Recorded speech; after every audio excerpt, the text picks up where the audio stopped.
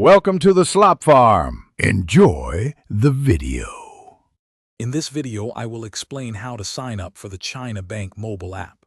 First, download the official China Bank mobile app from your device's app store, whether it's the Apple App Store or Google Play.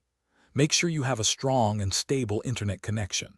Before you start, gather your China Bank account details, such as your account number and the mobile number registered with the bank.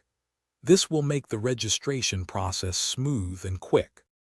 Once the app is open, locate and tap the Sign Up or Register button. You will then be prompted to enter your China Bank account number. Please double-check that you input this number correctly to avoid any issues. Next, provide the mobile number that is already registered with your bank account. Finally, create a strong and unique username and password. Remember to use a combination of uppercase and lowercase letters, numbers, and symbols for maximum security. After entering your details, a one-time password or OTP will be sent to your registered mobile number. Carefully enter this 6-digit code into the app to verify your identity. You will then be prompted to set up additional security features, such as a 6-digit mobile PIN or biometric login using your fingerprint or facial recognition.